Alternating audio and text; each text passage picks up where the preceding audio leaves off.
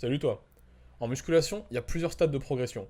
On commence novice, après un certain temps on devient intermédiaire, et si on gère bien, au bout de plusieurs années, on devient avancé. Mais tout ça c'est très loin d'être garanti. À chaque étape on perd l'extrême majorité des pratiquants. Je dirais que 95% des novices ne deviennent jamais intermédiaires et encore moins deviennent avancés. Et c'est dommage, parce que c'est à partir du stade intermédiaire qu'on commence à avoir un physique vraiment respectable, qu'on commence à se démarquer de la masse, et qu'on peut devenir une référence dans son cercle social.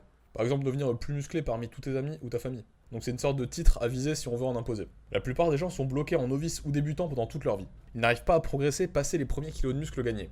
En bref, ils sont bloqués dans le purgatoire des novices. Ils ont beau aller à la salle, parfois même régulièrement, ils n'arrivent jamais à rien d'impressionnant. Et c'est ça que je veux te faire éviter avec les vidéos d'aujourd'hui. Il y a plein de raisons possibles à ce que ton progrès stagne après quelques mois ou quelques semaines de musculation. On va les résoudre un par un pour que tu puisses atteindre ton potentiel et devenir fier de ce que tu as bâti, au prix de beaucoup d'efforts et de patience. Si cette aventure te tente, je t'invite à t'abonner et à partager la vidéo avec un pote qui en aurait besoin. Un qui va à la salle depuis longtemps mais dont le physique ne reflète pas ça. Sur ce, commençons à mettre à bas les barrières qui bloquent ton progrès, une par une.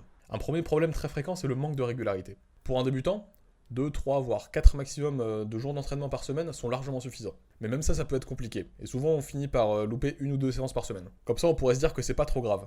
Mais en réalité, chaque séance loupée a un gros impact. C'est non seulement une occasion manquée de progresser, mais c'est aussi une régression. Donc très vite, on peut ne plus progresser du tout, ni prendre en force, ni prendre du muscle. Même en loupant seulement quelques séances par semaine. Il est donc vraiment essentiel de se tenir à ce qu'on avait planifié. Si on veut s'entraîner 3 fois par semaine, il faut s'entraîner 3 fois par semaine. Si on est vraiment très occupé et qu'on n'arrive pas à dégager du temps, on peut faire des séances plus courtes, de moins d'une heure, ou y aller seulement 2 fois par semaine par exemple. Mais si même ça on n'y arrive pas, ça tient plus du manque de volonté que du manque de temps. Il faut être un minimum ambitieux et régulier pour parvenir à quoi que ce soit. Et ça inclut la musculation. Et donc une des choses qui peuvent t'emprisonner dans le purgatoire des novices, c'est le manque de régularité. Ensuite, autre problème potentiel, ça pourrait être un manque de structure dans ton programme.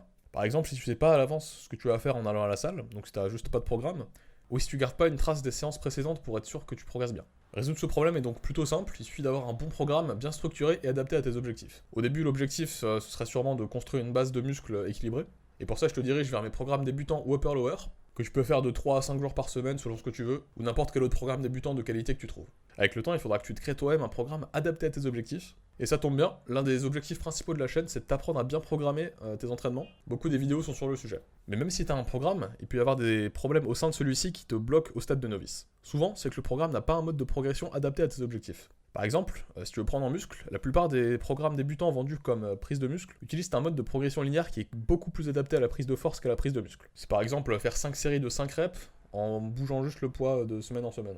Ce qui est vraiment pas ouf pour prendre en muscle, mais qui est très simple à créer et c'est pour ça que c'est aussi fréquent. Si tu veux être plus au courant des différents modes de progression et connaître ceux qui sont le plus adaptés à tes objectifs, je te conseille ma dernière vidéo qui traite du sujet.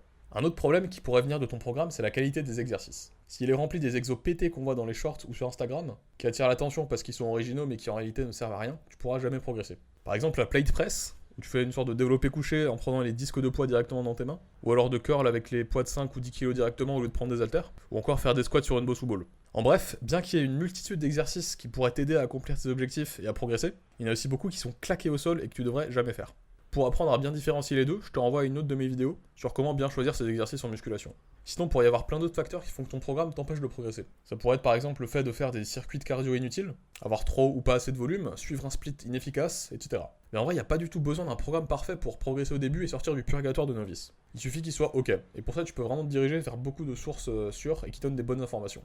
Mais une autre possibilité qu'on voit souvent, c'est qu'il y a un manque d'effort de ta part. Spécifiquement que tu ne te pousses pas assez pendant tes séries. Par exemple, que tu les arrêtes dès que ça commence à être un petit peu inconfortable, un petit peu difficile ou un petit peu douloureux. Au contraire, plus on s'approche de l'échec, donc plus les reps deviennent durs, plus c'est efficace. Si on s'arrête à 4, 5 ou même 6 reps avant l'échec, on n'apporte presque aucun stimulus efficace, donc on prend presque pas en muscle. Mais pourtant à la salle, la plupart des gens que tu vois s'arrêtent bien avant ça. Ils font jamais de séries difficiles, donc pas de séries efficaces. Ils s'arrêtent tous avant que les reps ne ralentissent, et c'est en grande partie pour ça que la plupart ne sont juste physiquement pas impressionnants. Ce facteur c'est sûrement le plus simple à comprendre, mais le plus dur dans la mise en œuvre à contrer. Il faut que tu te pousses à fond à chaque série, que tu ailles à l'échec ou presque, donc garder 0 voire une rep en réserve, et ça vraiment pour chaque série. C'est compliqué, c'est pas confortable, ça brûle, ça pique, mais c'est uniquement comme ça qu'on peut atteindre un niveau au-delà du novice.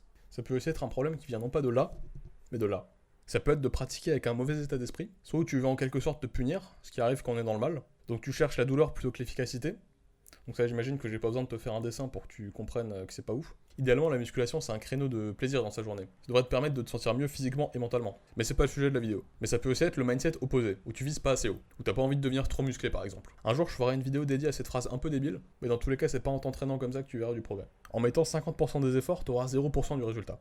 Un autre problème qui trace ses origines dans ton ciboulot, c'est simplement un manque de connaissances sur le sujet. Ça peut être sur les termes de base comme série, répétition, échec musculaire. Ça peut être ne pas savoir quel muscle tu entraînes quand tu fais tel exercice, ne pas avoir une petite base en anatomie, ne pas connaître assez d'exercices, etc. Tout ça peut potentiellement te retenir dans ta progression. Pour y remédier, il n'y a pas 36 solutions, il faut t'informer sur le sujet. Tu peux écumer les journaux ou les livres sur le sujet, si t'es bloqué en 70. Mais sinon, vu la masse d'informations disponibles gratuitement sur internet, tu peux très bien t'éduquer tout seul sur le sujet avec YouTube, des blogs dédiés, etc. Pas besoin de lire chaque étude scientifique dans le détail. Mais ton problème ne vient peut-être pas directement de ce que tu fais à la salle, mais de ta vie en dehors de celle-ci. Ton lifestyle pourrait ne pas être adapté à la prise de muscle en gros. Ça peut être un problème global, par exemple si t'es physiquement inactif le reste du temps, que tu prends pas le soleil, que tu marches jamais, tu peux avoir un taux de testostérone super bas et plein d'autres facteurs qui font que t'es pas adapté à la prise de muscle. Ça peut aussi être des problèmes plus localisés, par exemple dans ton sommeil. Si tu dors pas grand minimum 7 heures par nuit, tu vas avoir beaucoup de difficultés à prendre en muscle. Pareil, si ton alimentation est vraiment éclatée, ça peut être compliqué. Et si c'est ça ton problème, ça peut être compliqué à résoudre puisque ça implique de changer une facette plutôt importante de sa vie. Il faut s'organiser pour dormir 8 heures par nuit, voire un peu plus, se renseigner sur la nutrition adaptée à la musculation. Je fais une vidéo sur le sujet. Et avoir un mode de vie un minimum actif. Qu'est-ce qu'on voit au travers de toutes ces causes possibles qui te coincent dans le purgatoire à novice?